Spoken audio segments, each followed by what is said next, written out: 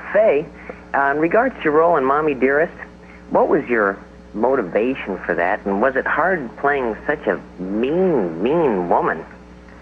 Well, you know, nobody but God will ever know what went on between that girl and that mother. Sure. And I think the initial attempt for the movie was to tell the whole story, because it does take two. And I don't know to what degree the book that was written on which the movie was based was an exploitation book, the first of all the rash that have come after. That's right. Trying to get money by saying how awful your mother was. And as I say, I think the story is much more complex than that book indicated. And the girl was very, very cool and very, very, I think withholding of her affection. Christina Crawford, right? Yeah, my hunch is that Crawford was a gypsy. She was the pony on a chorus line. You know, there were very sad stories about her. You know, sometimes, you know, hearing Oklahoma wind going through those sound stages. I mean, she tried very, very hard, and I think she gave a lot and was a very great star.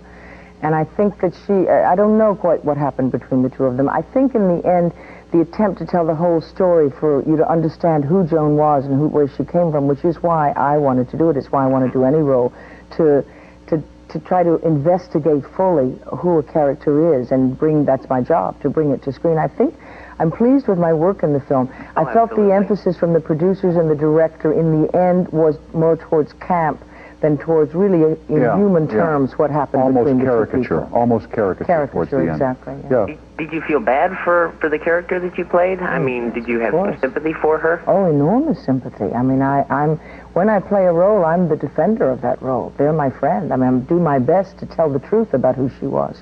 Okay. You know. In a sense, ever haunted by Joan Crawford, by your role in Mommie Dearest? It was a very emotional experience, and it was very, very difficult, because it was a painful kind of life that both lives, the mother and the daughter, that you were trying to talk about in some sensitive way, but it had an enormous amount of extremity to it, and where that is, there are always passions and enormous feelings that are not manageable because they go out of control. So all those things had to be gone absolutely to the heart of in order to make any sense out of what happened between the mother and the daughter, and what happened to the mother, from my point of view, on her own. And it is haunting, because it was enormously painful, both for her and for the daughter, and who will ever know the truth? And that's haunting, too, in a way. So you don't know whether the woman, as portrayed by you in the film, is a true reflection of the real Joan Crawford? I don't, no. And you don't know whether the Joan Crawford portrayed by the daughter in the book is the real Joan Crawford? I feel fairly sure that that is not the real Joan Crawford. Do you feel in any way a kinship to Joan Crawford? Is she anything like you are? I feel an enormous kinship, enormous. Is she like me is a different question, because there are, I think in me, to be honest, some tendencies. I don't know. I've never completely examined that, but I can do that. But a kinship, yes. I mean, I feel well, this was the greatest American movie star. There were others after that, but to that point, it's a long discussion, but she came up. She had two careers, first of all. The first one was during the 30s, 20s, as a matter of fact, when it was the Hollywood of foreign imports, for the most part. I know that there were other American movie stars and everything, but she always took my heart and did even more when I, worked on finding out who she was, because she did it on such guts and such. She was such will that your heart went out to her. And I think she pulled herself up from there by her bootstraps, however the saying goes. But she really did come from a school of hard knocks. She had a rotten life. And I don't mean a hard luck story, but she did work hard, and I liked that. And that endeared me to her. Then I just couldn't. You have to admire a woman with that sort of determination and that sort of desire. Then what you look at is what happened to her as a result of it. And, how then did her life go on, and To what degree was she victimized by her own passions, by her own, what is a wonderful quality of hunger and a desire that everything should be wonderful and perfect? When then did it turn if it is not perfect, it won't do? When did it make that turn? It did in her, I think. I think it did. So that there was all those wonderful feelings that created certain, I think, extreme kind of tendencies of behavior were interesting too. In me, yes, I have a tendency toward that, hopefully. If it's not perfect, it's not good enough for Faye Dunaway either. No, that's not true. I mean, if it is not attempted to be perfect, it isn't good enough for me. Certainly one of the memorable scenes in Mommie Dearest is the clothes closet scene.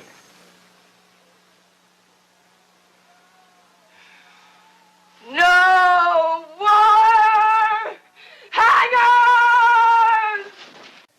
Deep in your heart, you feel that, as portrayed in the film, that could never have occurred in Joan Crawford's life? No, I didn't say that. It could have occurred. I don't know that it did occur, but I'll never know. I mean, that's an intellectual point. But if it had occurred, I can understand why it did. I can see it happening. I think it may have happened, yes.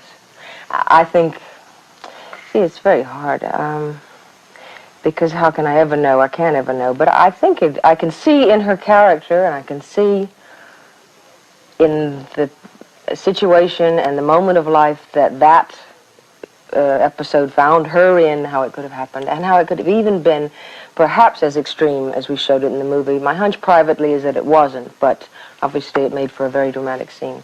Kids come apparently and bring hangers and cleanser and talk to the screen. And it's going to get to be a cult film. Well, that would be wonderful, I think. Do you like all the parts that you have played in your career? Do I like all of them? No. No. I like the women, all of them. I mean, the most difficult part, and I always feel the one that was the biggest mistake in a certain way, was Crawford, you see. Mm-hmm. But it was like a kabuki performance, and it was also, I think, everyone says, oh, it was a wonderful performance. But I liked her the least because I felt uncomfortable being identified with her. I felt uncomfortable with her as a part of my persona, which of course she became, to some degree. You had an interesting problem in that because you had to play Joan Crawford from a script that was very unkind to her. It was, by definition, an exploitation novel, the first of its kind, and by definition, an exploitation movie, and it was never modulated directorially. I'm sorry to say, it became camp. It wasn't brought into a vision that said, look, let's really talk about who these two people were. Only God will ever know what passed between them.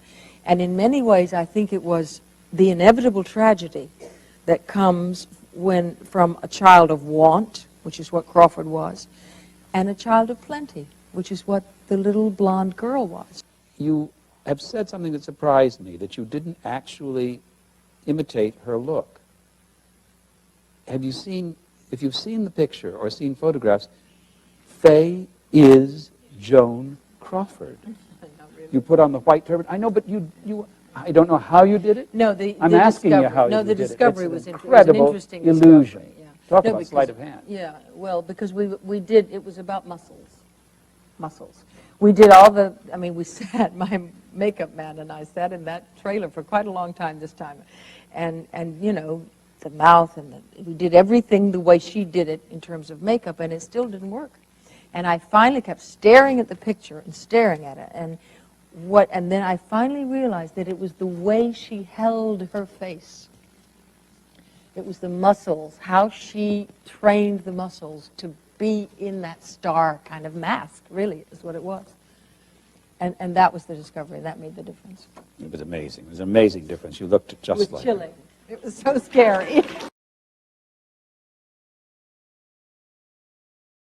That that was a very complicated story. It was the first exploitation novel that was written about a girl, a child, a kid, saying how awful her parent was, you know? And unfortunately, the film became that too. It was a very difficult performance. It was a performance I really lost a lot of sleep on because it was a scary performance and one had to be brave.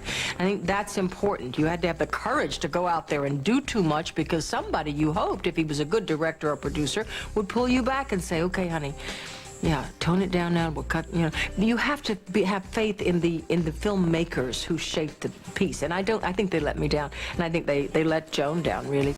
I think that only God will ever know what happened between those two people. But in my mind and from my point of view and from what I feel, it on many levels was the inevitable tragedy that happens between a child of want and a child of plenty.